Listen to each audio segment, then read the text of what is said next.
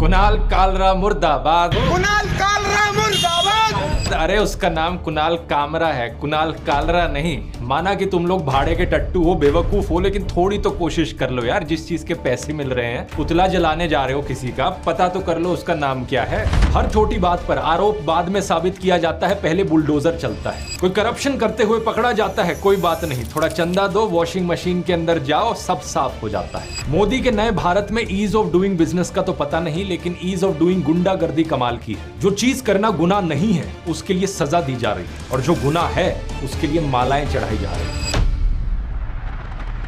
नमस्कार दोस्तों, एक लड़का लड़की की शादी होती है। 1 साल बाद लड़की अपने घर पर फोन करती है कि पापा मैं खुश नहीं, ये लड़का मेरा मजाक उड़ाता है। तो लड़की का बाप उस शादी के होटल के बैंकेट हॉल में पहुंच जाता है जहां इनकी शादी हुई थी, और वहां जाकर तोड़फोड़ करने लगता है। आप शायद सोचोगे कोई सेंस बना इस बात का, ये लड़की का बाप पागल वागल है क्या? आखिर बैंकेट हॉल को क्यों तोड़ेगा? वहां पर उस बैंकेट हॉल का क्या कसूर? यहाँ पर बात तो सही है, कोई सेंस नहीं है इस बात में, लेकिन ऐसी ही चीजें आज के दिन देश में हो रही हैं दोस्तों। हुआ ये कि कुणाल कामरा ने एक नया कॉमेडी वीडियो अपलोड किया यूट्यूब पर, और इस वीडियो में एक गाना सुनने को मिला। थाने की रिक्शा, चेहरे पे दाढ़ी, आंखों में चश्मा।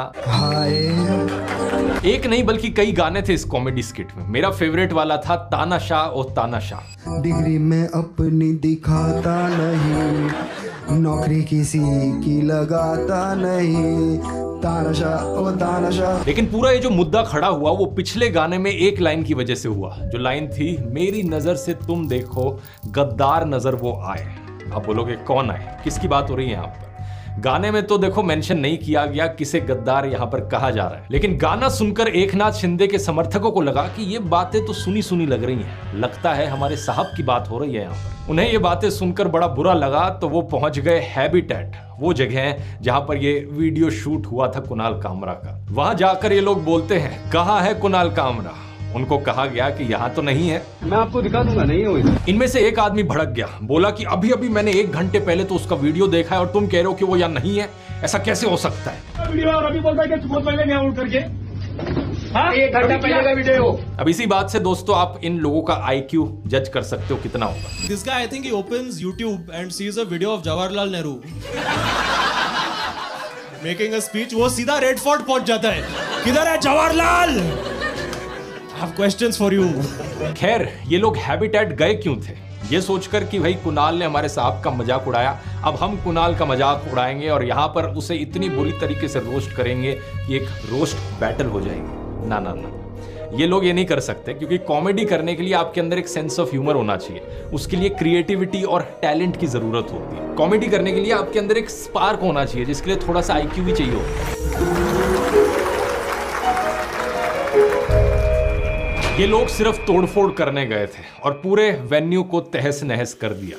होंगे नंगे चारों ओर, करेंगे दंगे चारों ओर, पुलिस के पंगे चारों ओर। कुणाल ने कहा कि किसी कॉमेडियन के शब्दों की वजह से किसी वेन्यू को अटैक करना उतना ही सेंसलेस है जितना कोई टमाटरों की लॉरी को ओवरटर्न कर देना क्योंकि उन्हें बटर चिकन पसंद नहीं आया। ये तोड़फोड़ करने के बाद ये लोग कुणाल को फोन करके जान से मारने की धमकी देते हैं। इसकी एक बड़ी इंटरेस्टिंग कॉल रिकॉर्डिंग भी सामने आई है, सुनिए जरा।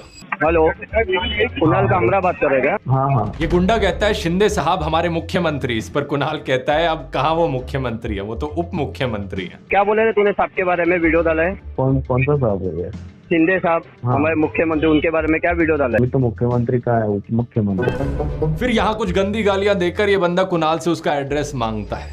किधर रहता है तू? तमिलनाडु। तमिलनाडु? तेरी तमिलनाडु में आके मारेगा। तमिलनाडु आ जा। किधर आने का? तमिलनाडु में कैसा पूछेगा भाई? तमिलनाडु में कैसे पहुंचेगा भाई? अब ये भी कुणाल कामरा बताए तुम लोगों को। क्या गुंडा बनेगा रे तू?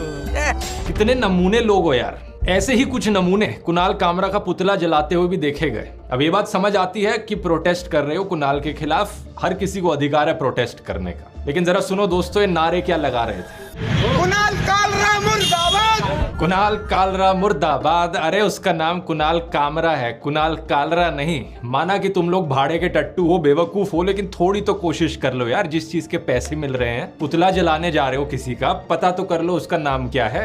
इतने बड़े कामचोर हो, मैं तो कहूंगा भाई तुम्हारा साहब अगर इस वीडियो को देख रहा है यार, इससे रिफंड मांगो इस पुतले वाले लड़के से। एक काम दिया था वो तक ढंग से नहीं कर सकता। अब जो इनके नेता हैं जरा उनकी बात सुनिए, उनका क्या कहना था। एकनाथ शिंदे इस पर कहते हैं कि एक्शन का रिएक्शन तो होता ही है। ये स्टूडियो की तोड़फोड़ के बारे में क्या देखिए, ये कार्यकर्ताओं की भावना है, एक्शन को रिएक्शन होती है। जरा सोचकर देखो, महाराष्ट्र के उप मुख्यमंत्री ये कह रहे हैं। इस पोजीशन पर आकर भी गुंडागर्दी को सपोर्ट करना अभी तक नहीं छोड़ा। एकनाथ शिंदे कहते हैं कि फ्रीडम ऑफ एक्सप्रेशन तो है, लेकिन एक लिमिट होनी चाहिए। बताओ जरा, मतलब आपका मजाक उड़ाने से पहले मैं आपके मंत्रालय में चिट्ठी भेजूं परमिशन मांगने के लिए कि इस पर मजाक बनाया जा सकता है या नहीं बनाया जा सकता। वैसे ऐसा करो, आप चीफ मिनिस्टर ऑफिस को बोल के एक नोटिफिकेशन जारी कर दो जिसमें क्लियरली लिखा हो ये चीजें लिमिट के अंदर हैं, ये चीजें लिमिट के बाहर हैं। कोई ज्यादा काम नहीं है, वैसे भी ज्यादा काम का काम तो करती नहीं है आपकी सरकार। इन्हीं सब मुद्दों में उलझी रहती है। कभी कोई फिल्म देखनी हो गई, कभी ये कॉमेडियन की कंट्रोवर्सी, कभी वो कॉमेडियन की कंट्रोवर्सी। सच बात यह है दोस्तों कि कुणाल ने अपनी लिमिट अपने कॉमेडी वीडियो में ही बता दी थी। भारत के संविधान की कॉपी दिखाकर उन्होंने क्लियरली कहा था कि मैं इस किताब के फ्रेमवर्क में रहकर ही अपनी बात कह रहा हूं। फ्रीडम ऑफ स्पीच का अधिकार संविधान में हर नागरिक को दिया गया है और उसकी रीजनेबल रिस्ट्रिक्शंस को भी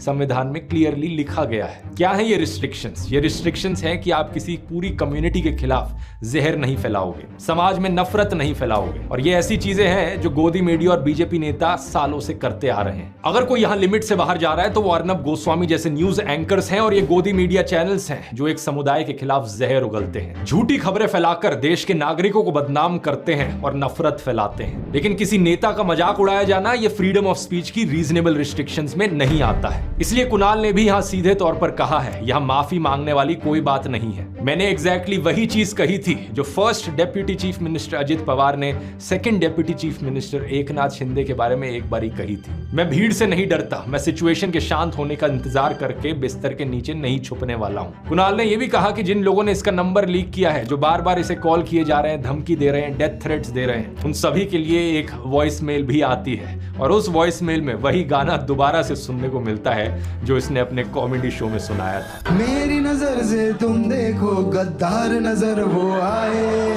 वैसे अगर किसी के पास इतना फालतू का टाइम है कि वो औरों को कॉल करके धमकी दे रहा है, तो ऐसे लोगों के लिए मैं सजेस्ट करना चाहूंगा मेरा टाइम मैनेजमेंट कोर्स। ना सिर्फ आप इसमें अपने समय का बेहतर इस्तेमाल करना सीखेंगे, बल्कि आप ये भी सीखेंगे कि कैसे आप अपना समय उन एक्टिविटीज में लगा सकते हैं जिनसे आपको लॉन्ग टर्म हैप्पीनेस मिलती है। और हाँ, दूसरों को धमकी देने से जो खुशी मिलती है मैं उसकी बात नहीं कर रहा हूं, वो सेडिज्म वाली खुशी होती है। यहाँ पर लॉन्ग टर्म हैप्पीनेस की बात की जाएगी। ऐसे लोगों के लिए मैंने एक स्पेशल कूपन कोड भी बनाया है, गद्दार 45, GADDAR 45 इस्तेमाल करो, 45% ऑफ मिलेगा। लेकिन सिर्फ इन्हीं लोगों के लिए नहीं, आपके लिए भी है दोस्तों। आप भी इस्तेमाल कर सकते हो अगर आप प्रोक्रेस्टिनेशन जैसे इशू से सफर कर रहे हो और सोल्यूशन ढूंढना चाहते हो। ये एक बहुत ही बढ़िया